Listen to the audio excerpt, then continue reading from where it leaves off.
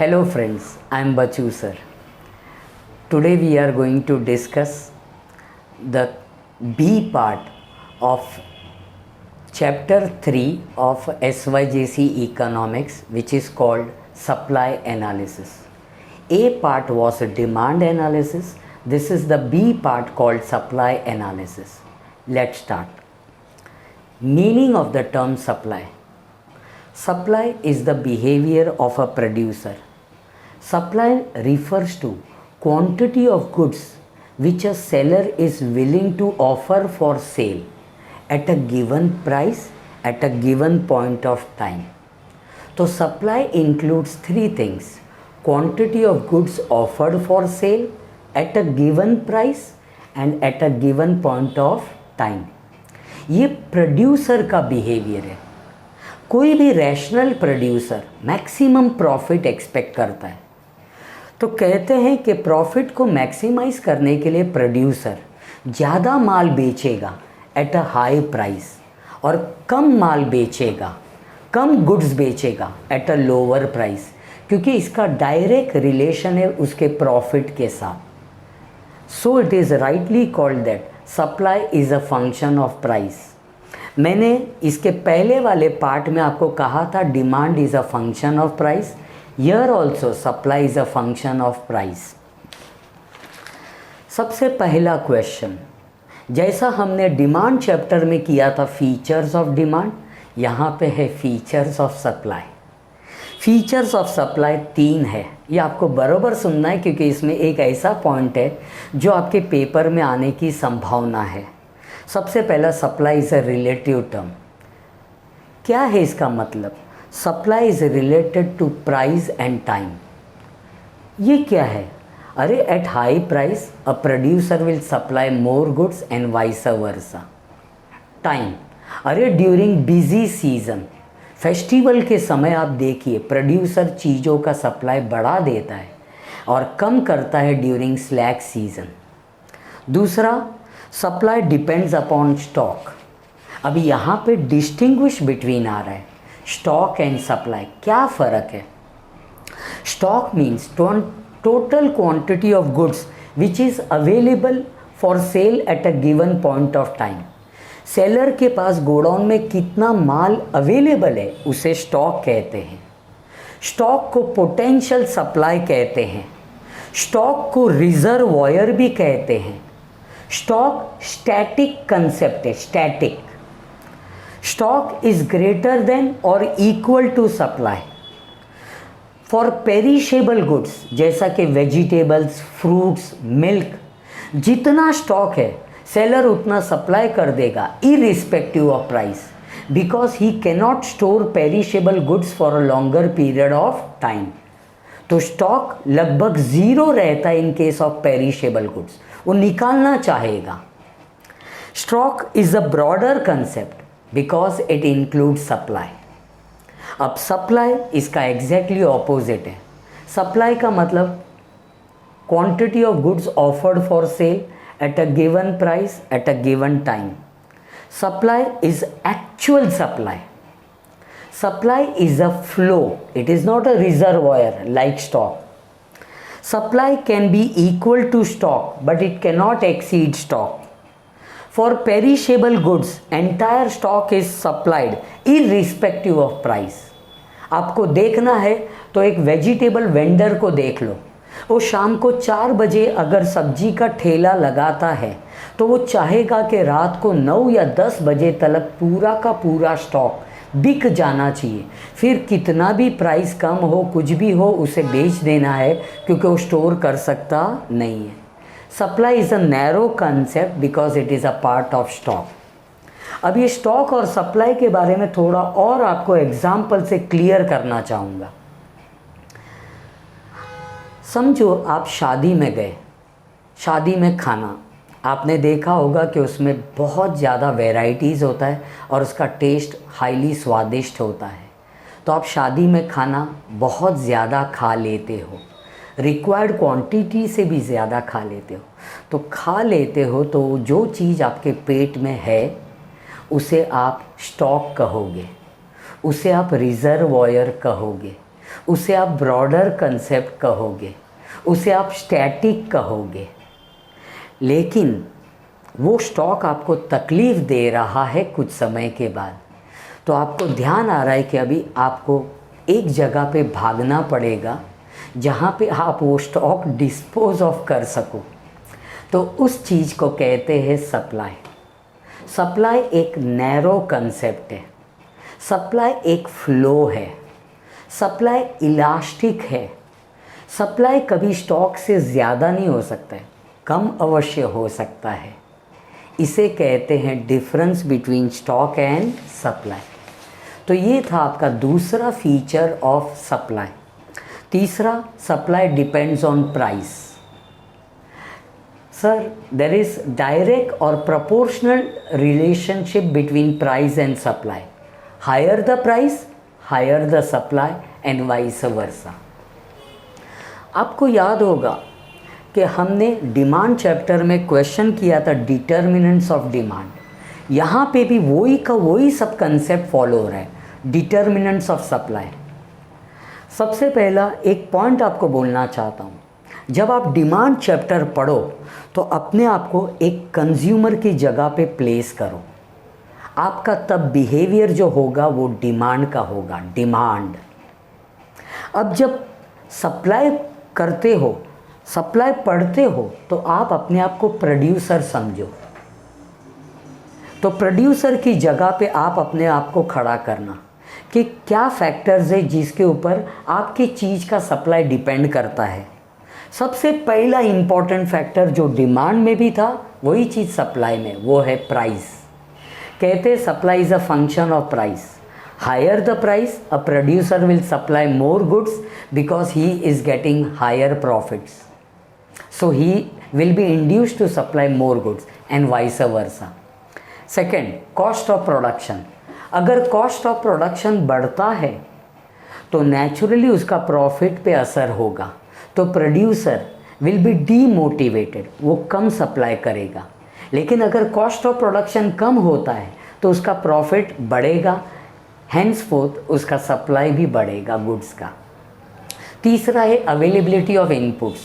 कहते हैं कि supply depends upon production, production of goods depends upon availability of inputs.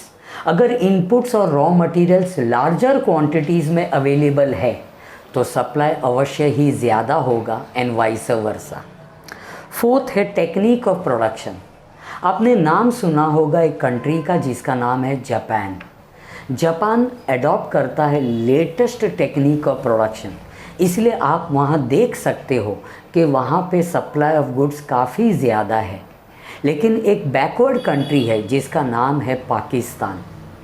तो पाकिस्तान में ओल्ड टेक्निक ऑफ प्रोडक्शन है तो सप्लाई कम होगा। Next, time period. अगर प्रोड्यूसर को लॉन्गर पीरियड ऑफ टाइम दिया जाए तो ही will be in a position to produce and supply more quantity of goods and services. अगर उसे टाइम पीरियड आप एकदम शॉर्ट दो तो ही will not be in a position to adjust the production and supply. Next, government policy.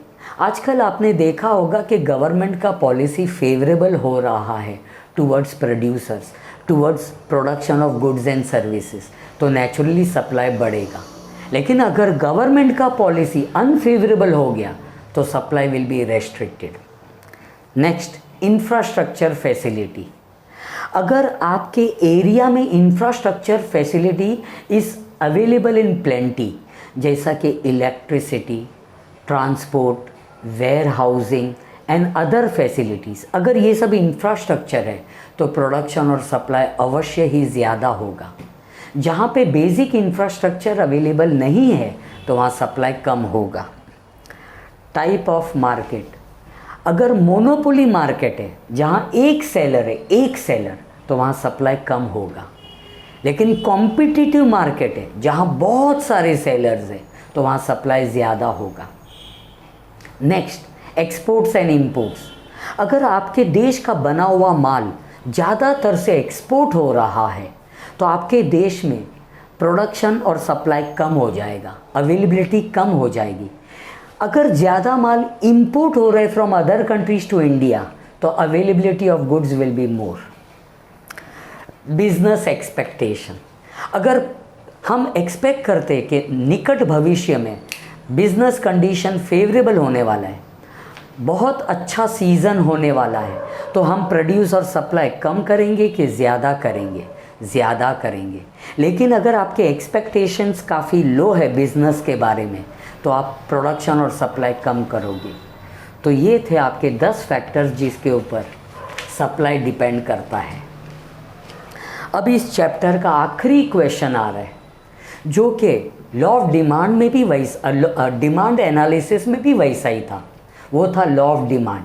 तो यहाँ पे है लॉ ऑफ सप्लाई। इतना ध्यान में रखना कि लॉ ऑफ डिमांड का एग्जैक्टली ऑपोजिट है law of supply, exactly opposite. इसका टेबल भी ऑपोजिट है और इसका डायग्राम भी ऑपोजिट है।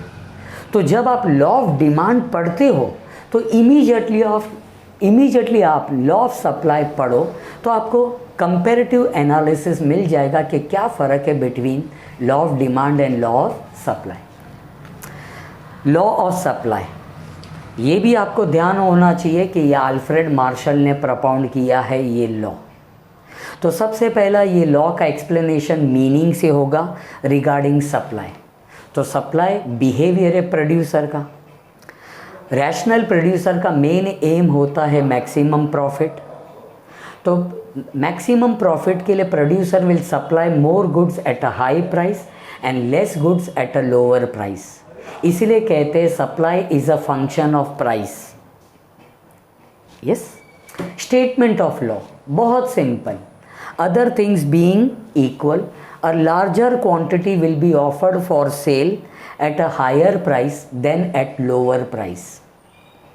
सर ये लॉ क्या सजेस्ट करता है? अरे दो चीज़ का रिलेशनशिप, प्राइस और सप्लाई। जब प्राइस बढ़ेगा तो प्रोड्यूसर का सप्लाई ऑफ गुड्स बढ़ेगा एंड वाइस वर्सा। इसको डायरेक्ट रिलेशनशिप बोलते हैं। लॉ ऑफ डिमांड में इनवर्स रिलेशनशिप था। ये एक्सप्लेन हम बेटर मैनर में कर सकते हैं through supply schedule and a supply curve. बच्चों यहाँ पे आपको शेड्यूल और डायग्राम दिख रहा है। शेड्यूल में 2 कॉलम्स है, एक है प्राइस ऑफ अ कमोडिटी और दूसरा है quantity supplied of a commodity. Price अगर बढ़ रहा है तो सप्लाई भी बढ़ेगा, प्राइस अगर कम हो रहा है तो सप्लाई भी कम होगा। तो ये टेबल से आपको दिख रहा है डायरेक्ट और proportional relationship between price and supply. और इसके बगल में है डायग्राम। डायग्राम में फिर वही 2 axis, X axis, Y axis. X axis में आपको क्वांटिटी सप्लाइड लेना है, वाई एक्सिस में आपको प्राइस लेना है।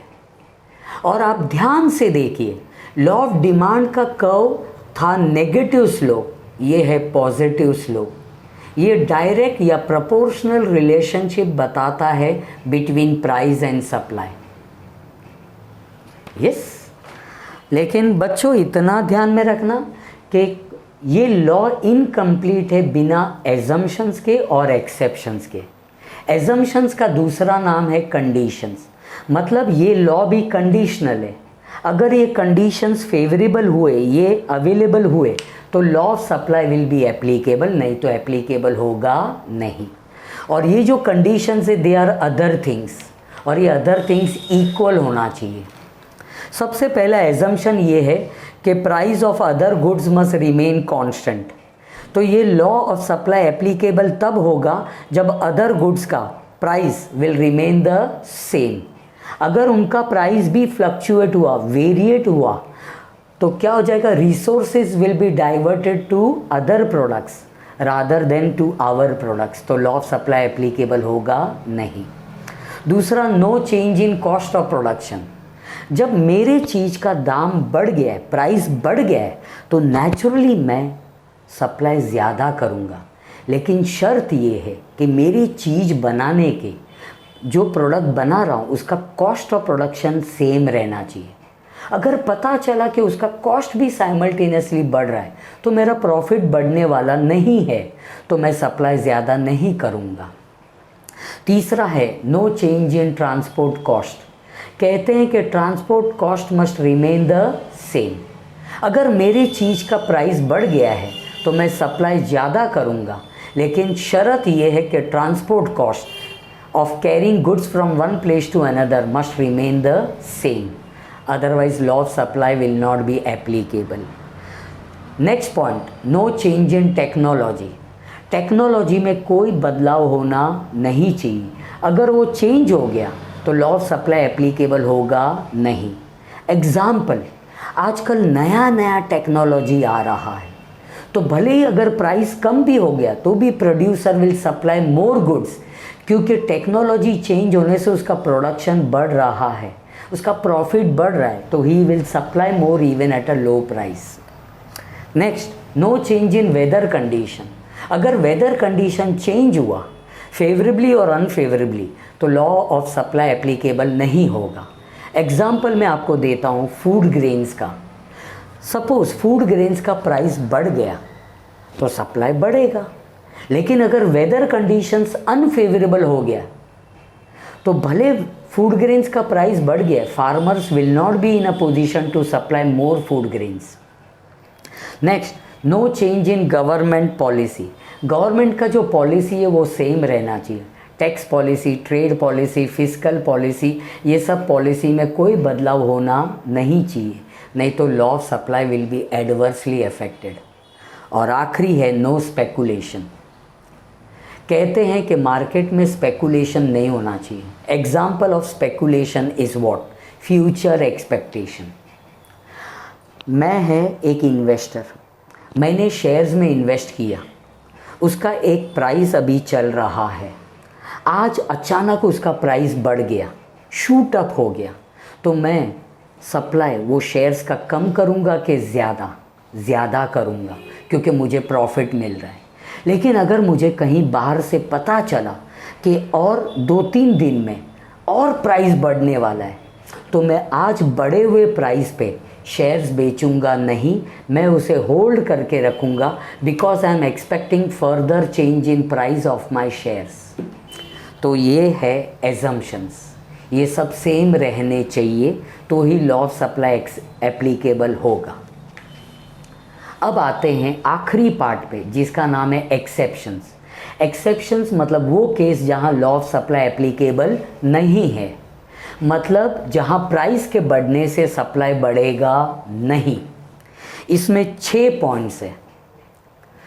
मैं 6th पॉइंट से 1st पॉइंट पे आऊँगा, जिससे आपको कोई फ़र्क नहीं पड़ता है। First, rare goods. Rare goods वो गुड्स होते हैं जो आपके लाइफ से जुड़े हुए होते हैं, जो बेशुमार कीमती होते हैं आपके लिए। तो रेयर गुड्स का अगर प्राइस बढ़ भी जावे तो प्रोड्यूसर विल नॉट सप्लाई मोर, क्योंकि उसका इमोशनल और साइकोलॉजिकल अटैचमेंट होता है।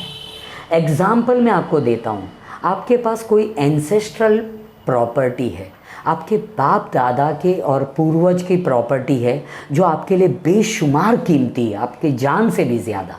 अगर कोई उसको आपको उस प्रॉपर्टी का अच्छा प्राइस भी देगा तो भी आप उसको बेचोगे नहीं।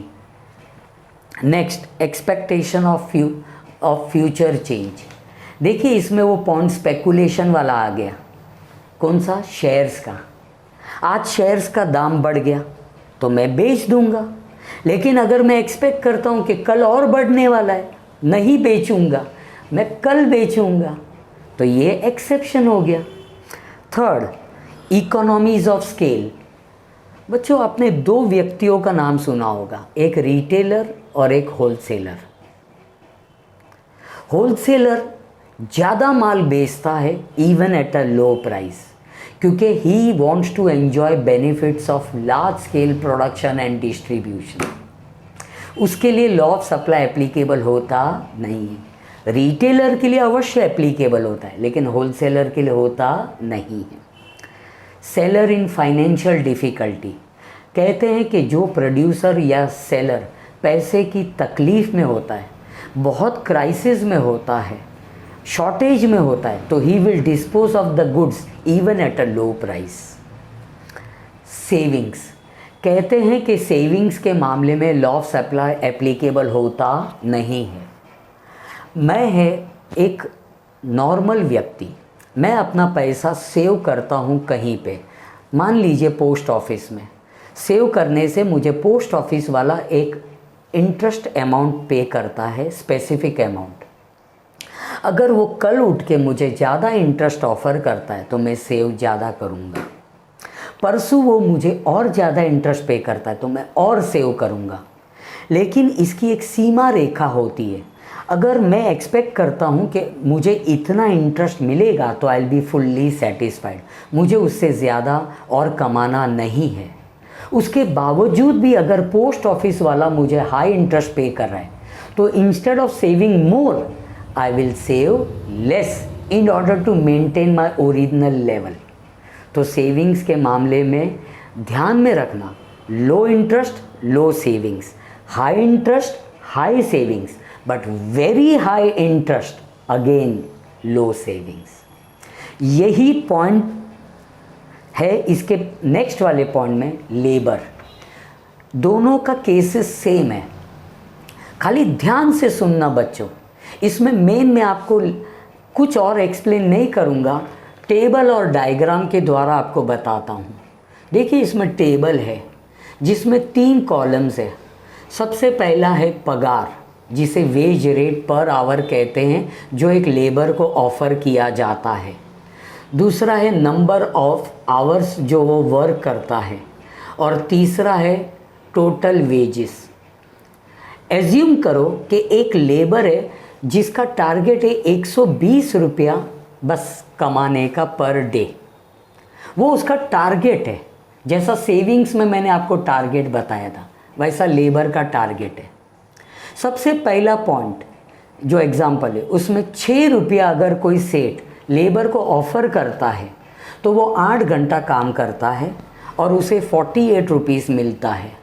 ओके, लेकिन अभी भी उसका टारगेट अचीव हुआ नहीं, जो कि 120 का है। सेठ ने कुछ समय बाद 8 रुपया उसका पगार कर दिया, तो वो मोटिवेटेड हुआ, तो वो ड्यू टू मोटिवेशन अभी वो ओवर टाइम करेगा। तो अभी वो 9 घंटा काम कर रहा है, तो 8 × 9 72 रुपीज़ वो गेन करता है, लेकिन अभी भी वो टारगेट से थोड़ा दूर है। फिर कुछ और समय के बाद सेठ ने उसका पगार कर दिया 10 रुपीज़। 10 रुपीज़ करने से वो ज़्यादा मोटिवेटेड हुआ, वो 12 घंटा काम कर रहा है, तो 10 × 12 120। यहाँ पे आप टेबल में देख सकते हो अंडरलाइन किया हुआ है। इसका मतलब उसकी लिमिट आ चुकी है, उसका टारगेट अचीव हो चुका है। अब अगर सेठ उसको ज़्यादा ऑफ़र कर रहा है तो वो कम काम करेगा to remain at the same target. देखो सेठ उसका पगार रिस्पेक्टिवली 12 और 15 कर रहे हैं, 12 और फिर 15। ये और भी काम बढ़ाने के बजाय अब कम कर रहा है to remain at the same target of 120 rupees. ध्यान से देखिए, 12 रुपये में वो 10 घंटा ही काम कर रहे हैं और 15 रुपये में वो 8 घंटा काम कर रहे हैं। तो आप ध्यान से देखिए, डायग्राम के द्वारा बरोबर देखिए। डायग्राम में एक्स एक्सिस पे है लेबर सप्लाई और वाई एक्सिस पे है वेज रेट। और आप ध्यान से देखिए, सप्लाई कर्व पहला पॉजिटिव स्लोप हो रहा है, पॉजिटिव स्लोप। ध्यान से देखिए, जहाँ पगार कम है तो सप्लाई कम है। सप्लाई अगर ज़्यादा है, मतलब वेजेस ज़्यादा है तो सप्लाई भी ज़्यादा है। लेकिन एक लिमिट के बाहर अगर वेज उसका बढ़ जाता है तो सप्लाई कम हो जाता है। तो supply curve has a backward bend, it is called backward bending supply curve. ये मैं रिपीट करना चाहूँगा क्योंकि ये पेज थोड़ा टर्न हुआ था। टेबल जिसमें 6, 8, 10, 12, 15 पगार, number of hours 8, 10, 12, then again it goes on reducing. और आपने देखा होगा कि जो वेजेस है वो बढ़ते जा रहा है 120 तक, फिर वो कांस्टेंट रहता है। और आप सप्लाई को ध्यान से देखिए, पहला सप्लाई कर्व बढ़ते जा रहा है, मतलब जैसा वेजेस बढ़ रहा है तो सप्लाई बढ़ रहा है, लेकिन एक सीमा चरण के बाद और वेजेस बढ़ने से सप्लाई बढ़ने की बजाय कम होता है। इसे कहते हैं बैकवर्ड बेंडिंग सप्लाई कर्व। पूरे एक्सेप्शन में यही एक पॉइंट बहुत बहुत इम्पॉर्टेंट है, जिसका नाम है लेबर सप्लाई या लेबर कहो। Yes, thank you.